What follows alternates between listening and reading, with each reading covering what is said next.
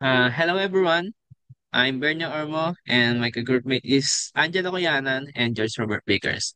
And this is our project titled Smart Distance Based Indicator with Motor Activation, built using ESP32 in the Walkway Online Simulator. So the purpose of our project is to demonstrate how distance measurement can be used to control LEDs and a motor for various practical applications, such as object detection, parking assistance, or automation system. And George? So in this project, we use the HC-SR04 ultrasonic sensor to measure distance. Based on the distance detected, we activate different LED indicators and a relay module connected to a motor. The behavior is as follows. If the object is less than 100 cm, the red LED turns on and the motor activates. Then, if the object is between 200 cm and 400 cm, the yellow LED turns on and the motor turns off.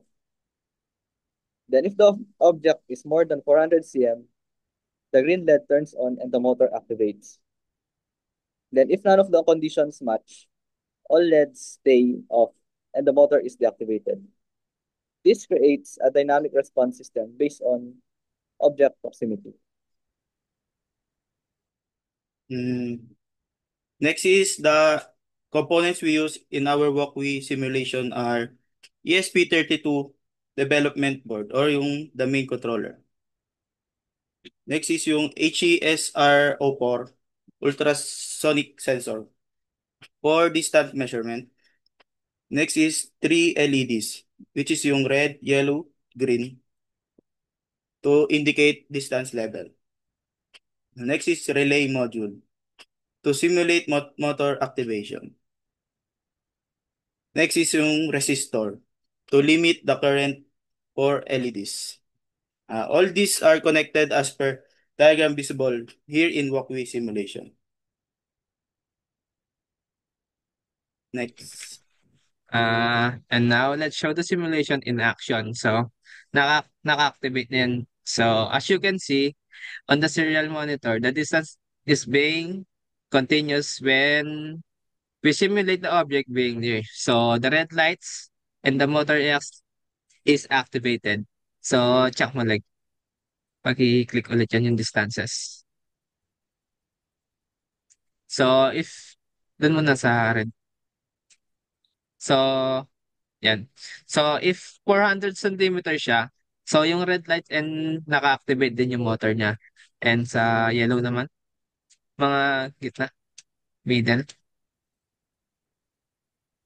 Yan. And sa 239 centimeter naman po is yellow, yellow LED po yung naka-open and yung sa motor niya po is naka-off. And sa ano naman, green.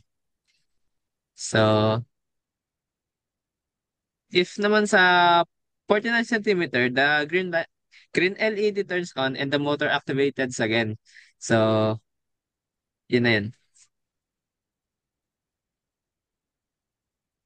One of the challenges we encountered was understanding how ultrasonic sensor timing works and how to use the pulse in function to calculate the distance accurately. We also have some issues with simulating the relay and motor in walkway.